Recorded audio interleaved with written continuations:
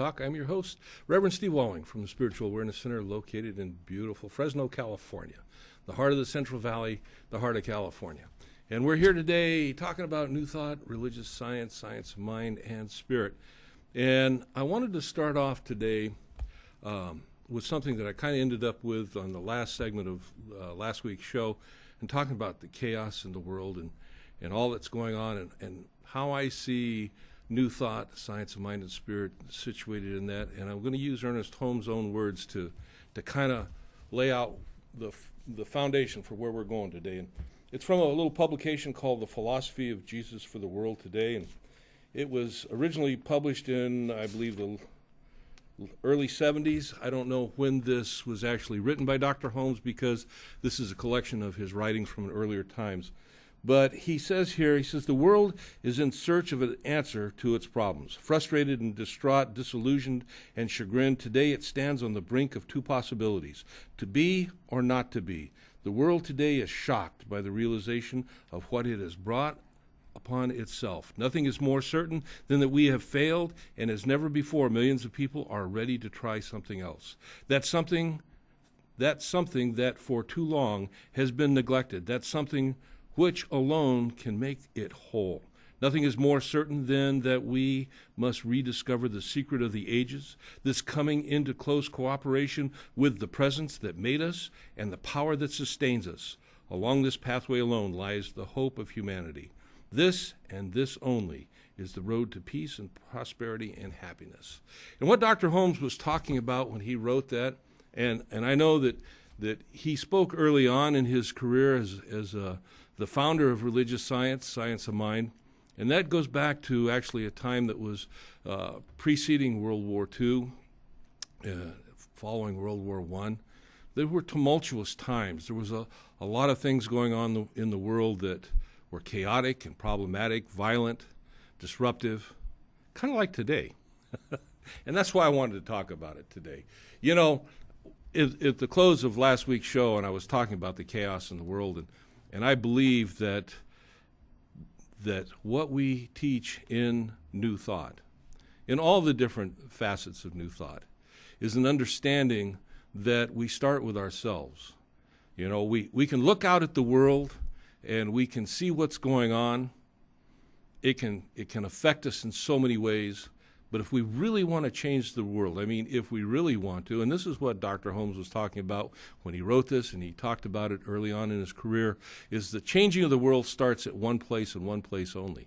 It starts with us and ourselves. That for us to go out and tell someone else how they have to change in order to make us happy or to make the world a better place is putting the cart before the horse. Because once we begin to see the truth of who we are, and that truth is that we are spiritual beings having an expression in a physical plane that we call this life, which in reality is only one aspect of the true life, that things begin to change. They don't begin to change because we tell someone else how they have to change. We don't know that someone else's story. And again, last week we talked about our story. And for people that stay attached to their story, for people that see their story as the self-defining thing about their life, trying to convince them that there's something better, there's something more whole, there's a greater good and a greater reality out there, oftentimes fails to convince them. They don't see it because they're stuck. They're stuck in that moat that they've surrounded their story with. They swim in the stagnation of that moat, and they fail to see anything beyond it. We want to change the world. We have to start with ourselves. When we start with ourselves, we start with the what and the who that we are. And we work to transform ourselves as we express in this life. And that, that's kind of an amazing thought, but it's truth. And we transform ourselves. The master teacher said, "Be ye transformed by the renewing of your mind." And it really starts there. Cognitive behavioral therapy tells us that what we believe is our reality is not really our reality, or not really reality. It is our belief about the reality that we experience. And what we believe today, we didn't believe at one time. We've had to learn everything that we believe now, and we've had to give up old beliefs. So as we change our beliefs, we change our our interaction with reality, as we change our interaction with reality, things begin to change. And, for a lot of people, when I talk to them about this, people that aren't familiar with New Thought, with the concept of a oneness, a unity of all, and you talk about change has to begin with me. As a matter of fact, we even have a song that's commonly sang in most New Thought centers and churches. It begins with me is the final ending of that song, and change does begin with us. When we get wrapped up in the other person, what's going on in their life, and we have to tell them what is good and what is not good for them, we find that what we're really doing is we're taking our judgment into the world. When we find that we begin to work on transforming ourselves, when we begin to see the truth in the teachings of New Thought, and that truth is that life is to us as we believe, but there is a truth, a principle of life that is absolute. And that absolute we define in many different ways. We call it God, we call it love, we call it principle, we call it source, we call it many different things. But the one thing that we know about that is that it is ubiquitous. It is everywhere present. It is all power, all substance, all knowingness. It expresses in our life, not only in our life, but as our life. And as such, we have access to that power. We have access to that power in incredible ways.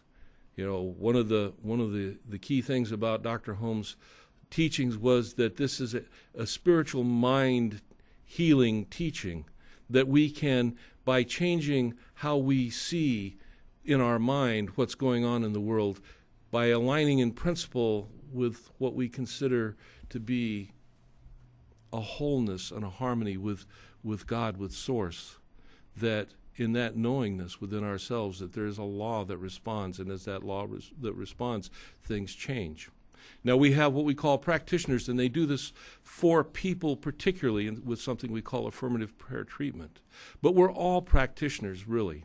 We all come to this New Thought philosophy with a hope and an understanding that we can make a better life for ourselves, and the truth is we can make that better life for ourselves at the level that we believe, at the level that we're willing to take action, at the level that we're willing to embody it into our life experience. The world is in chaos. It's in chaos because all people have turned away from a belief in a unity, a oneness, and have ascribed to a belief of, their tribe, their group, their whatever, to the exclusion of everyone else. Well, they won't put it that way. They'll say, ours needs to be, we're special. There is no special in God. We're all special. There is no mundane in God. We're all great. There is no such thing in average. We are all exceptional, but we have to know it. And in order to know it, if we haven't known it in our life experience and our life expression, then we have to learn how to know it. And that's where New Thought, Science of Mind and Spirit, comes in. We teach tools for people to put into practice in their lives so that they can begin to know. And the thing is, the knowing is not the intellectual knowing. It's not the book knowing. The knowing is the knowing that we receive from practice. Early on in the Science of Mind, what we call the textbook, and in something that Ernest Holmes put together years ago, which has recently come back into print, the Extension Study course in the Science of Mind, and I highly recommend that course for anybody, whether they're a minister or just coming to Science of Mind. That he talks about something that he calls practice, putting it into practice. You can only know that it's true when you can see it demonstrated in your life. That which you cannot demonstrate may or may not be true.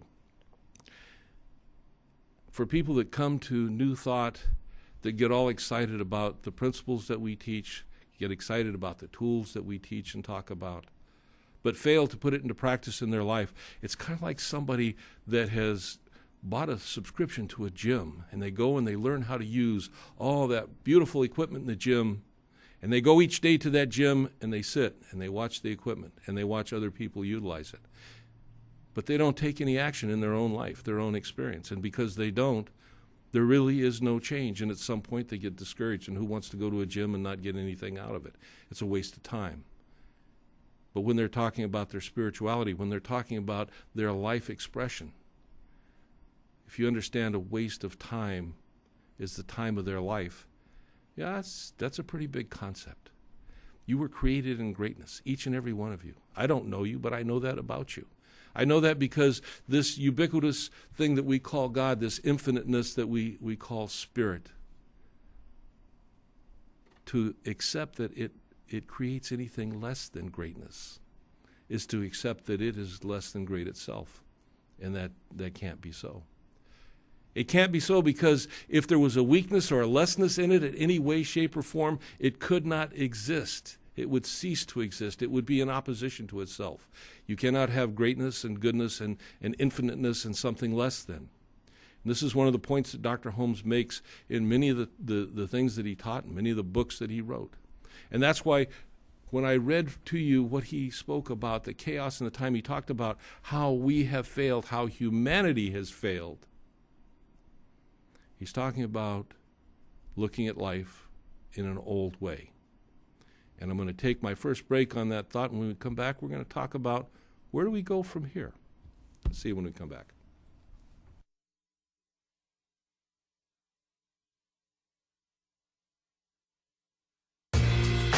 Let Senior Care Authority help you make the right choices for your loved one.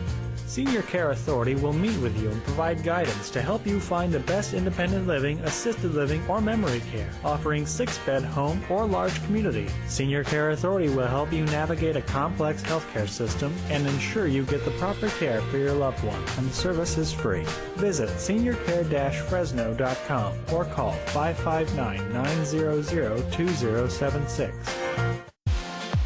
Lease or buy this modern 2-story Spanish-style building with private offices, open workspace, 2 restrooms, and a break room. This commercial office building is located at 10 East Olive in the Tower District. The floor plan is designed for easy conversion, and all interior walls are movable. Parking available in the rear in a fence-secure lot. Call Mike Briggs Properties at 559-486-6758 or visit MikeBriggsProperties.com.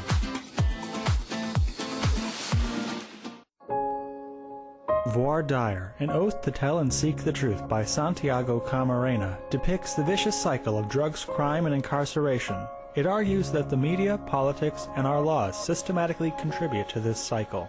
Get your copy of Voir dire at voirdirestory.com. When you need a dentist who has a passion for superior aesthetics and comfort, you need Dr. Christopher Wong with Cedar North Dental. Call 559-432-4948 or visit cedarnorthdental.com.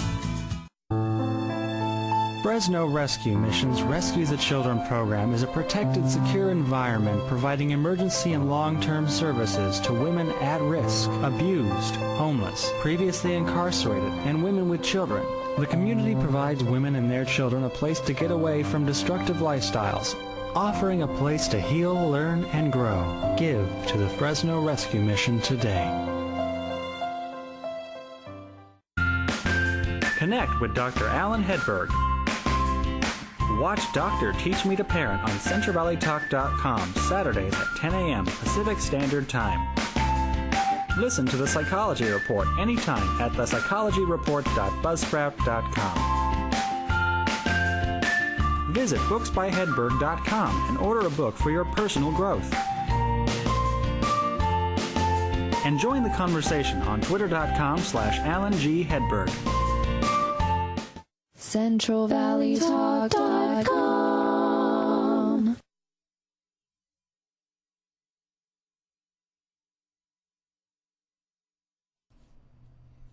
Welcome back to New Thought Talk. I am your host, the Reverend Steve Walling from the Spiritual Awareness Center in Fresno, California.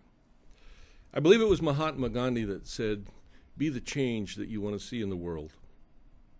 That's a man that did a lot of change in the world. And he didn't do it by going out conquering nations. He did it by just being himself and being true to himself and allowing that truth that was his to go forth into the world. There are times when change is triggered by individuals. That's true. But the greater change that takes place in our world takes place with the individuals being a part of a greater idea, a greater concept. Sometimes that greater idea and greater concept is not something that you see plastered in the evening news or in the headlines of the local newspapers.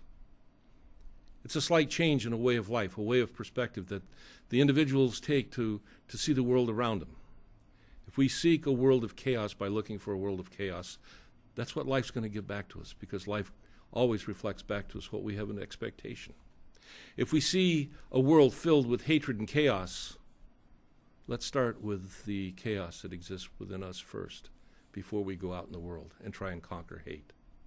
Because hate out in the world will not respond to the hate that we bring towards that hate. Chaos in the world will not respond to the chaos we bring to the world.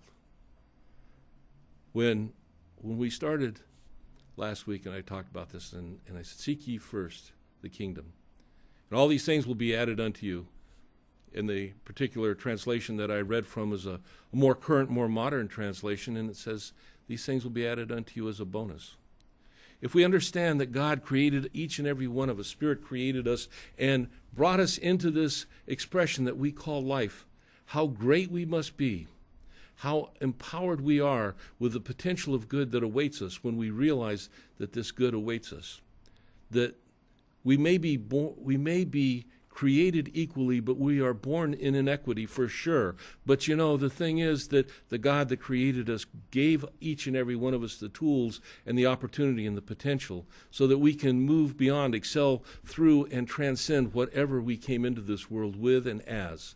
When we realize that there is a truth, a universe of oneness, and we embrace that universe of oneness, and when we do, we come up against and we recognize the truth of what the master teacher taught so many years ago when he said, there's two commandments. The first great commandment is to love God with all that you are, and I'm paraphrasing. But the second is to love your neighbors as you love yourself. And he didn't, as I've said so many times, he didn't have a caveat, a subscript to that or anything else. There was no exception. Now, we know that there are people in the world, and even people possibly in our families, that may exhibit what we can assume to be less than empowering behavior. But let them be with their behavior and love them as the individual they are. Seek to create that loving environment within yourself first. And it's amazing, as we do that, things change around us. One of the things that Dr. Holmes has used as a metaphor in his writings is the idea of a drop of water into a glass filled with muddy water. With each drop that goes in, the water becomes a little more clear. We don't see the clarity at first, and all of a sudden, after a period of time, and I can't tell you exactly when that is or what the tipping point will be, all of a sudden that muddy water clears up a little bit. But most often, as we're in the process of doing that within our own lives, because we fail to see the good, because we fail to see the progress that we seek, we get discouraged. So we have to understand that as we seek to change the world, not only do we have to change ourselves, but we have to be committed to that change. We have to stand by that change regardless of what the world tells us, because the world will tell us that we're wrong. The world will tell us that we're less than, because the physical world that we experience through all of our five senses is founded on a concept of not enoughness. There's not enough food, there's not enough space, there's not enough good, there's not enough, and we can go on and on and on. And all of our senses, our touch, our smell, our taste, more particularly our sight and our hearing, they're geared towards looking at the world from a perspective of how am I going to get by and get mine so that I can survive. When we as humanity hit that point of I amness and the realization of consciousness, when we begin to understand for some that there's a whole bunch more than the singularity that we have accepted ourselves to be, that when we embody a consciousness of I am, what we're really embodying is a consciousness of truth, of the oneness, of the unity of all that is. There's a shift that takes place. That transformation takes place. It may or may not be a permanent transformation depending on how committed we are to working through it. So in New Thought churches, in New Thought centers, we teach the tools that people can use to put into practice in their lives, because you really can change your life, and you really can change not only how you believe, but what you believe. I couldn't remember last week when I was talking about Christian Larson's book, and in that book where he talks about how beliefs are so embedded into our subjective, subconscious mind that when we attempt to address them, sometimes going at them directly to change them so that we can create greater good in our lives, that they actually resist almost as if they're an entity. In a way, you could say they're kind of like the devil within us, if you want to use that terminology.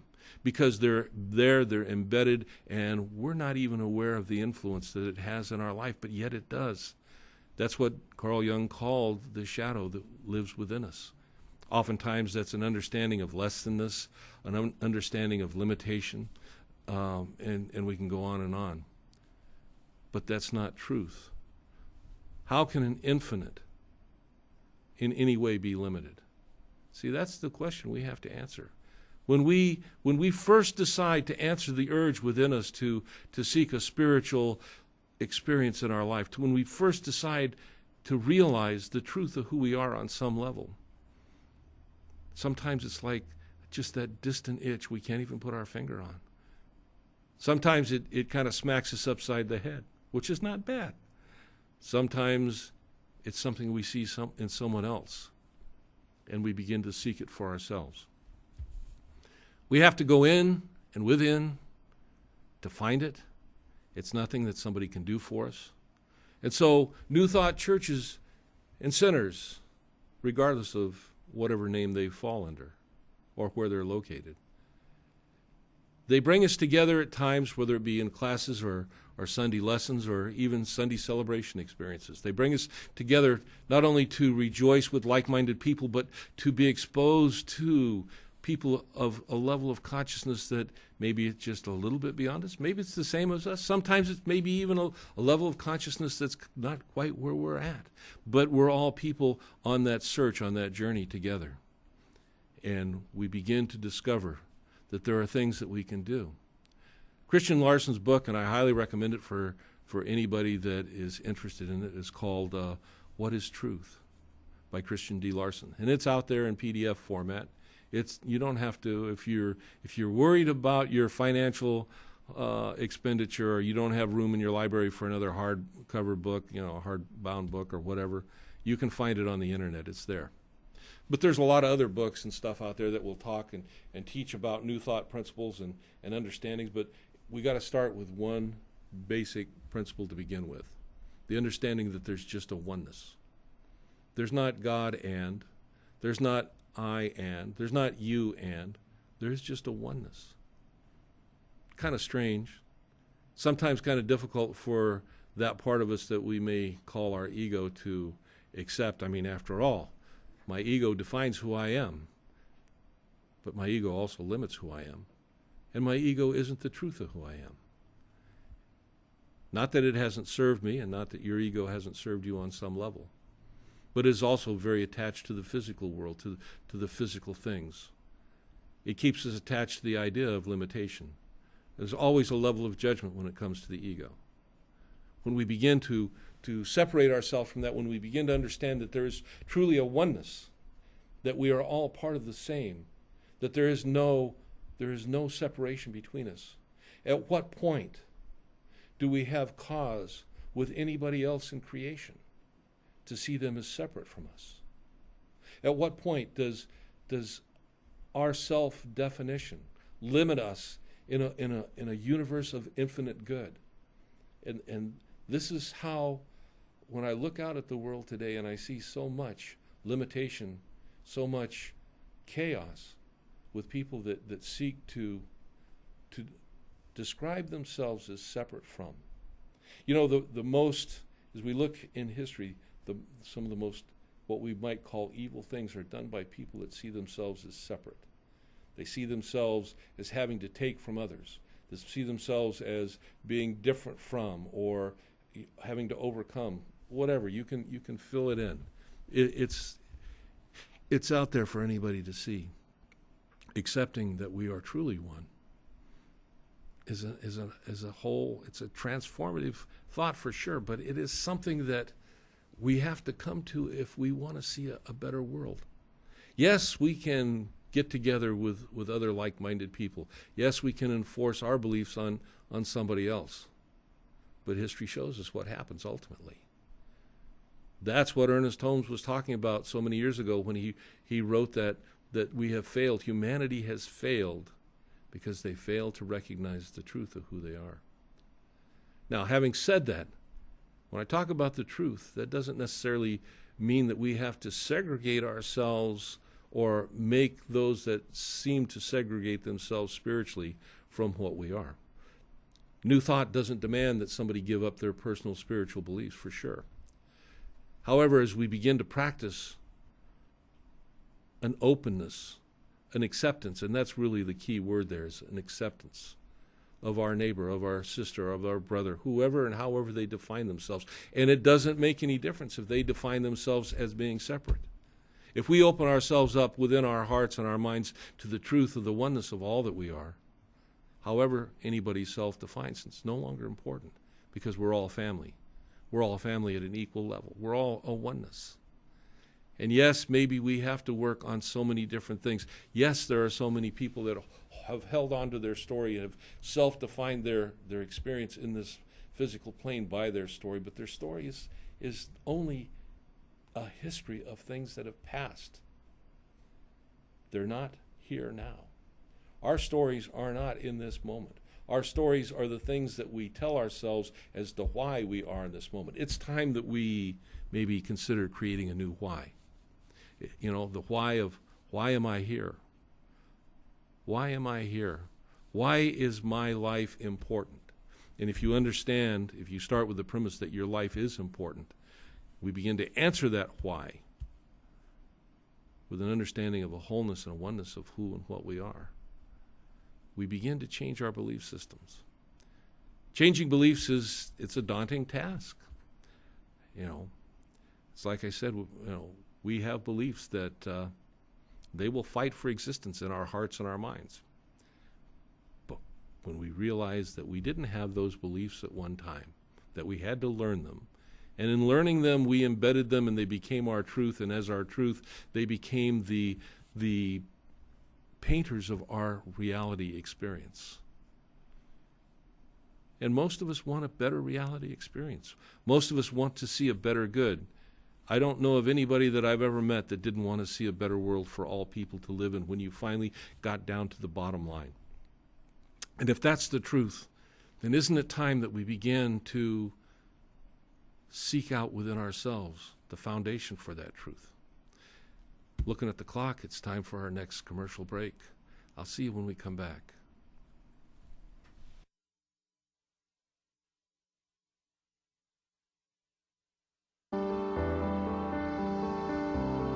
Linda Lee Kane is an author of fantasies, thrillers, contemporary fiction, and children's books. Order a book by Linda Lee Kane on Amazon or on lindaleekane.com. Hi, I am Bobby Bliatsu. I have lived in the Central Valley nearly all of my life. I am proud of our community, but believe we need better leadership in Washington, D.C., and believe health care is a basic need for families here in the Valley, and that's why I'm running for Congress. I've put together a website, bobbyforcongress.com, that explains more about my family story and my values. I hope to earn your support and your vote. Thank you. Paid for and approved by Bobby for Congress Committee. At Miracle Realty, we've been providing premier professional residential sales and property management in residential and commercial property for years. We manage single-family homes, condominiums, apartment buildings, commercial buildings, office space, and much more. No matter what experience level you have in property management, Miracle Realty strives to make your experience as stress-free as possible. Serving Madera and the surrounding areas, we use the latest technology and provide top-notch service. We're a trusted and reliable name in residential sales and property management with the experience to answer any questions or complications that might come up. Give us a call today or visit us online for more information. Discover retirement living the way it's meant to be and live your golden years to the fullest with Rose Meadow Manor. Rose Meadow Manor offers assisted living, memory, respite, and hospice care. To learn more, call 559-840-1991 and visit rosemeadowmanor.com. The Saga of Bridget and Amanda by Carol Love Forbes. brings to life the struggles of historical women in early America. Find The Saga of Bridget and Amanda on Amazon and Barnes & Noble and order your copy today. CentralValleyTalk.com.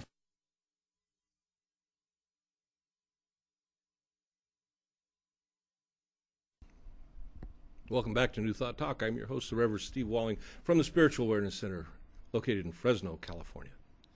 So, we have to come to an understanding of where we're at in the universe, what that means to us, because we're going to change the world. That's what Dr. Holmes was talking about. I want to read something to you. This is from the Science of Mind book, although it doesn't come with this cover. You know, if you look here, the pages are marked up. This was my original copy. Had this for, I don't know, quite a few years. It fell apart. I've got, I don't know, 6 or 7 other copies sitting on my desk at home, and I utilize them all. But this was my first, and the one that I go to for all my studies. So a while back I had it recovered, and I still like using it more than the others. But one of my favorite parts of the Science of Mind book is to be found on page 423. It's a little short paragraph, and it's entitled Final Conclusion. It's after the general summary, and it's just this first paragraph, although the rest of it's good too, but I want to read you the first paragraph. Dr. Holmes says, in conclusion, what the world needs is spiritual conviction followed by spiritual experience. Spiritual conviction followed by spiritual experience. I would rather see a student of this science prove its principles than to have him or her repeat all the words of wisdom that have ever been uttered. And you see, in New Thought, we get so many people that come and they study and they get all this great knowledge and they want to share the knowledge, but, and this is a big but, they haven't put it into practice in their lives in such a way that is their life. Their life is the experience of New Thought. Their life is the experience of putting principles into practice and seeing demonstrations in their life. That's why Emmett Fox, so many years ago, and he wrote this, and you can find it in a book called The Ten Commandments by Emmett Fox. And it says, there is no such thing as undemonstrated understanding. There's no such thing as undemonstrated understanding.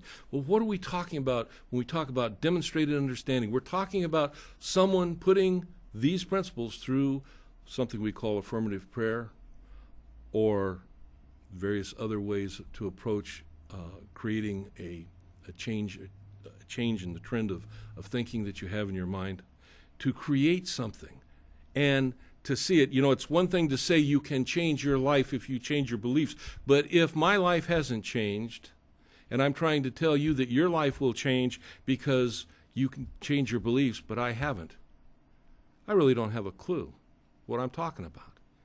You have to live these principles. You have to put them into practice. And that's why when people begin to question, and we get people that question, they say, you know, this is great stuff, I really like it, but I'm not seeing it unfold in my life. And I receive these questions from people. I say, well, what are you doing? Well, I'm reading and I'm studying. So, okay. What kind of tools are you using today? Well, you know, I use affirmations sometimes, and I might journal a little bit, and maybe, you know, I do a little meditation. You know, are you working as a practitioner in your own life? And when I say working as a practitioner, in other words, are you being self-directed in your life experience? We don't go to God and hope that God will answer our prayers. When we pray, we go within ourselves. When we speak to God, we go within ourselves. We go with an expectation that if the gift is already given, and that's what I believe, and that's my conviction, and that's my faith, if the gift is already given, then my job is to recognize the gift, to accept the gift, to open up myself to being a receptor, a receiver of the gift. And that's where it happens. So if I'm teaching people that they can change their life, or trying to teach them, and yet my life is still stuck in chaos, there's no truth really in what I'm trying to teach, because I don't have what it takes behind my words. And we find that, and it's sad, but it can be changed. I think that's one of the reasons why when Dr. Holmes wrote those words so many years ago, that although the people that were with Dr. Holmes, the ministers that he taught, the practitioners that came out. We have some really incredible stories of changes in life that have taken place, of spiritual healings that have happened. And somewhere along the wayside, and this is just my personal belief, I see a lot of teaching, but I don't see a lot of practitioners. I don't see a lot of the doing. And I'm sure it's out there. And I'm sure that, if you are associated with New Thought, Science of Mind, or any of the other New Thought organizations, that you can point to it. But we need to do more than point to it today. We need to blow our own horn, if you will. We need to let our light shine in the world. We need to let the world know that there is a loving presence that we recognize as truth, and that this loving presence is a power that's available to us as we open ourselves up and avail ourselves to it within our belief and our faith and conviction. And that when we do this, things change within us, things change with the people that we treat for, if we are praying, treating for someone, and we can see changes in the world. We are not going to see this happen, this light's going to shine, when we have to tell other people how they have to live. It's just not going to happen. They're going to look back at us and say, well, let's see your light. Where is the demonstration? So I guess today it's been on my heart and mind to talk about this idea of, let us affirm ourselves. Let us be transformed by the renewing of our mind. Those of us that are in New Thought, let our light shine, and shine strong, and shine publicly. Let us not shirk from the light just because people have an aversion to what we might have called ourselves at one time as religious science, or science of mind and spirit, or divine science, or any of the other so-called science, New Thought philosophies. There's a truth, and truth is truth. I don't claim to have a handle on all truth. I claim to have an understanding of that much of the truth that I understand.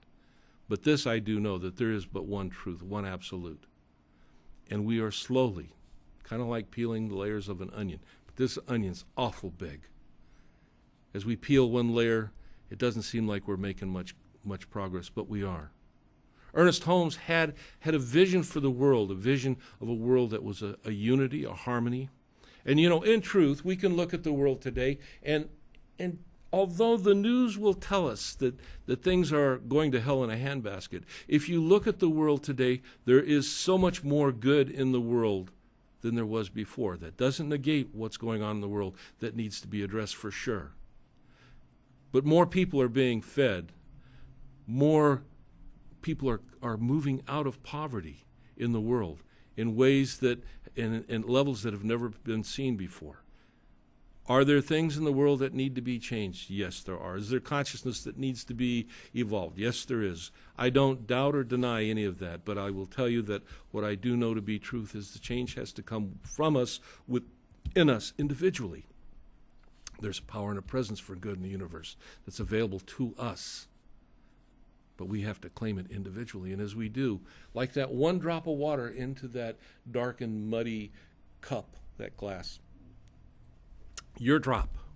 You say, well, it's just one drop. You betcha it's one drop, but your drop creates ripples, and there will be other drops. And I believe that's where we're going to see the world change.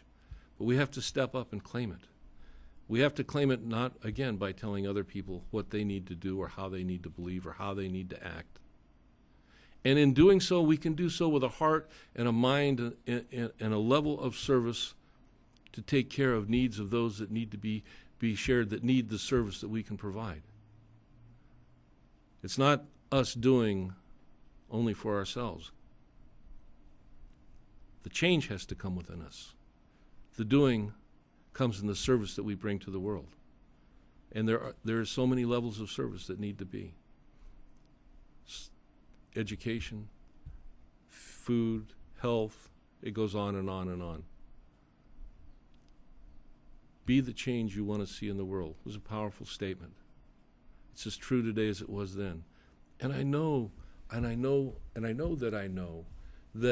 the people that have found new thought, the people that have begun to put these practices into practice, these principles into practice in their life. I know that desire's there, but we got to be careful not to fall back into old habits too. We can't tell other people how they have to believe. We can't tell them that what we have, we may believe is the best or the truth or whatever. But what we can do is live it. We can live it and let our life shine. Ernest Holmes lived it. During his life, he was responsible for an incredible amount of change. There's many books and stuff that have been written about him, and there's many books that he authored. Some he authored directly, and some are a compilation of speeches that he's given or papers that he's written. And I highly recommend any and all those for anybody that wants to understand how to put this into practice, because, you know, it's that one book that you're going to pick up, that you're going to read, that maybe wasn't prescribed as you were going through fundamentals or some other new thought class, or you heard from somewhere. But as you open yourself up, there's something called divine guidance, and you'd be amazed the things that show up in your life at the time they show up, how incredible it is. One of the books, and this is another book that I highly recommend. It is not in print. It's called Your Aladdin's Lamp. It was written by William Hornaday and Harlan Ware. It's an incredible book. It has the central figure of the story in the book is Dr. Ernest Holmes, but it's written in a narrative fashion, more like a story, by men that had very close contact with him, who he mentored, and you begin to get a flavor of how it was that Dr. Holmes interacted in the world, how he worked with and how he saw what treatment was, how he saw how individuals putting things into practice in their life. You know, I don't know if I've mentioned this before, but one of the things early on in my studies of religious science, I found out that Dr. Holmes did not financially support the ministers that went out from the Holmes Institute. And at first I thought that was kind of harsh. And then I found out that he had good reason for that, because he believed that if you could not, through consciousness, create a ministry that would grow and support you, then you hadn't achieved that level of consciousness yet in order to be that kind of a leader in the New Thought, Science of Mind world. And it really is. It is a truth. It is recognizing that there is no such thing as undemonstrated understanding.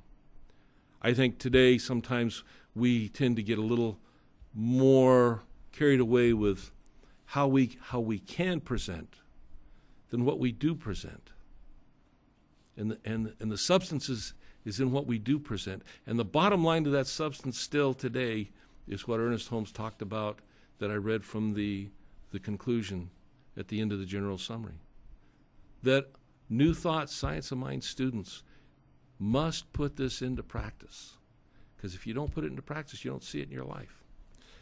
Ernest Holmes, the character in this book is great. Like I said, the book's out of print, but you can find it used, if you search the internet.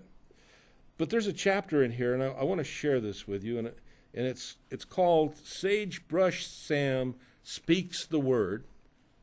And I'm going to go ahead and take my third break now, and we're going to talk about Sagebrush Sam when we get back, and we're going to see how this plays out. I'll see you then.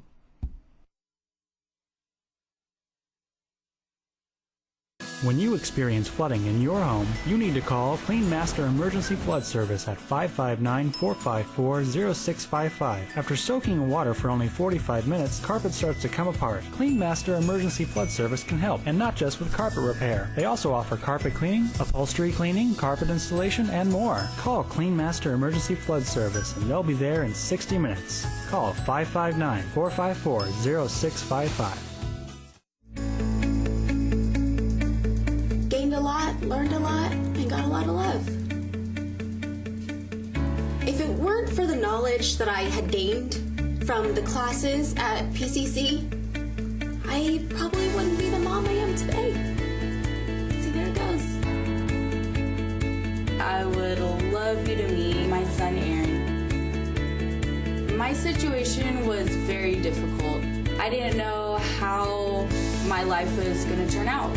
We graduated in June 2010 and we got married in July. And through family, the Pregnancy Care Center changed our lives. The Pregnancy Care Center was a huge, vital part in helping me walk through that pregnancy, in educating me and loving on me during that time.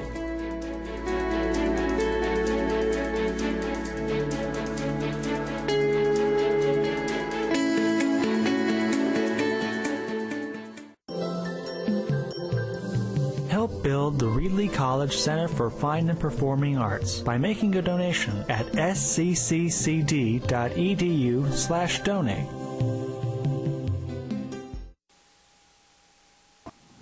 This segment is brought to you by Mike Briggs Properties. The recession's over. It's now safe to sell your home. Call Mike Briggs Properties. CentralValleyTalk.com.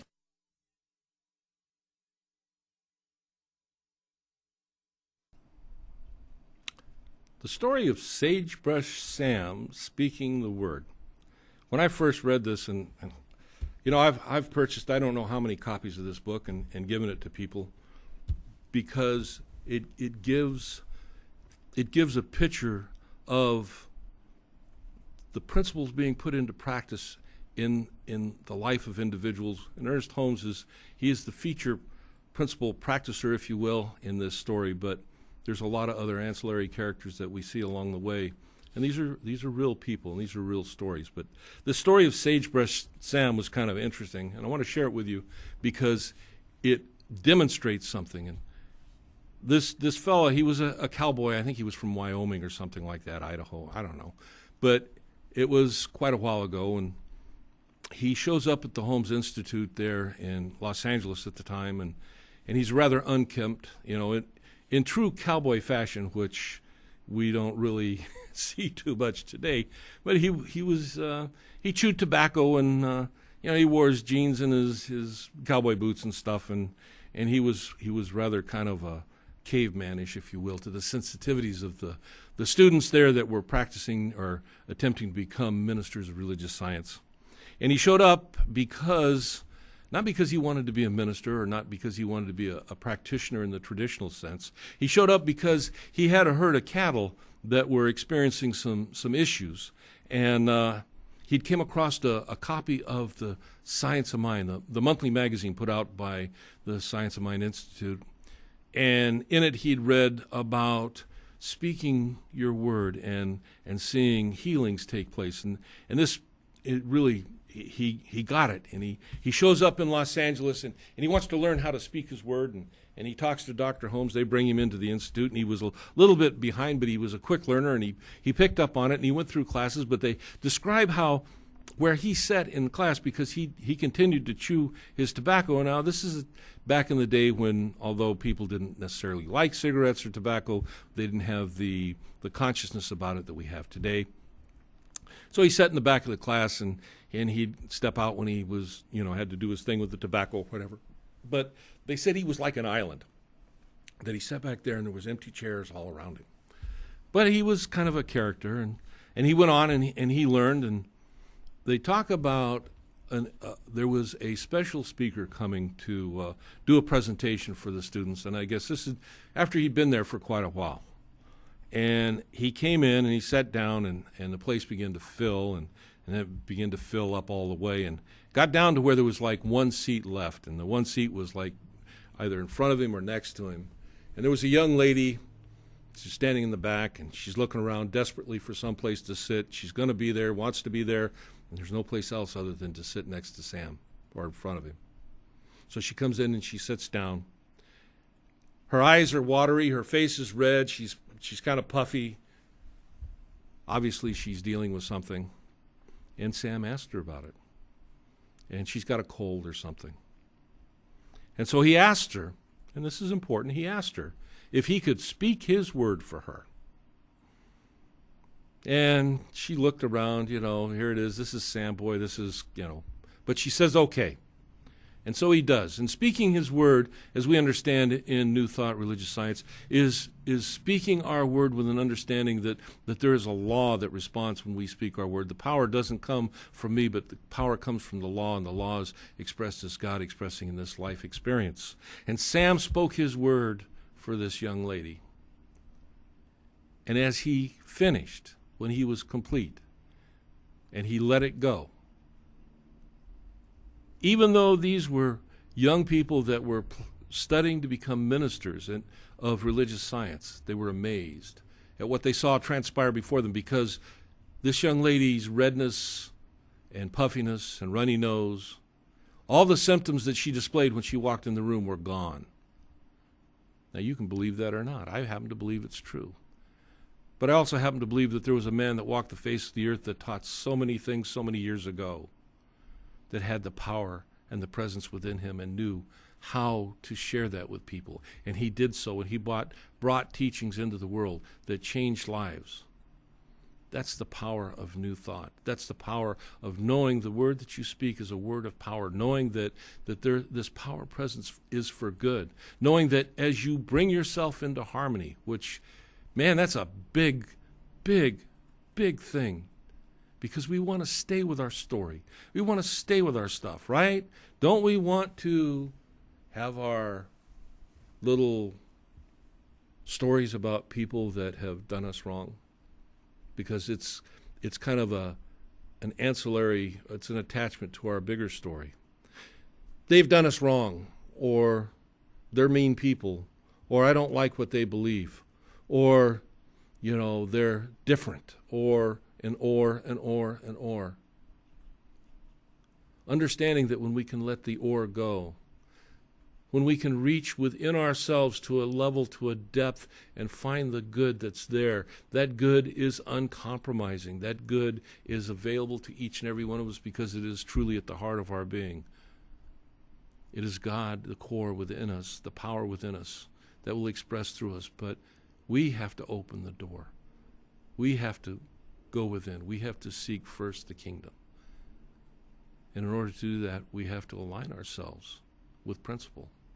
And that's why one of my other favorite pages in the Science of Mind textbook is like page 258, I believe. And I've read this before, but I'm going to take a moment and read this again, because the understanding here, let's see, or 250, all of a sudden, I have lost, it's 285. See, that's what you get for being overconfident, right? I've read this so many times. Page 285, it starts off, faith in God is such a complete conviction that the Spirit will make the gift, that there is no longer any subjective contraindication. This faith can exist only in such degree as the law of the universe, it's the law of the universe will ever change its own. This faith can exist only in such degree as the conviction is in line with reality. As the conviction is in line with reality, and he goes on to say, we cannot believe that any law of the universe will ever change its own nature because we desire it to do so. Just because we want to stay in our stuff and we want to claim that we are a practitioner, sorry, it doesn't work that way. He says, as we come into the spiritual realm, which is a perfectly natural and normal realm, we have to come into it in its own nature. It is a unity. There must be nothing vicious in it. Remember what Jesus said. Therefore, when thou bring thy gift to the altar, and there rememberest that thy brother hath aught against thee, leave there thy gift before the altar, and go thy way. First be reconciled to thy brother, and then come and offer your gift. Why? Because we cannot enter into peace. We cannot enter into peace while we are in a state of confusion. It cannot be done. We cannot manifest love when we have a mental equivalent of hate in our hearts and minds. We can't do it. We can't go out into the world and tell the world what to do until we've done the work within ourselves. The awesome thing, the exciting thing is that is available to us. It is our spiritual journey. It is something that we can do, we can all do. And when we answer the urge within us, we find that we start on that journey, whether intentional or otherwise. Anyway, I'm at the end of my time for today. This is something that's been on my heart. I hope you enjoyed my sharing it with you, because you see, like Ernest Holmes, I believe that we can, in New Thought, we have the understanding to change the world, but we have to do it within ourselves. We have to let our light shine, not tell other people how to shine their lights. And I'll leave you with that thought, and see you next week, and know that the light of God surrounds you, the love of God enfolds you, the power of God protects you, and the presence of God watches over you.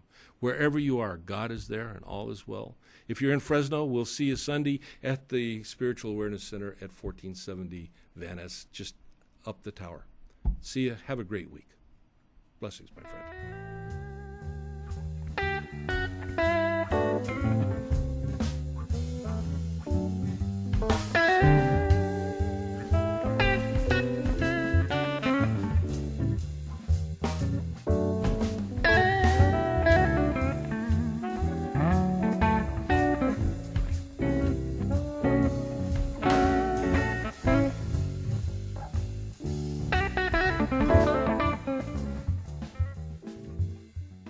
CentralValleyTalk.com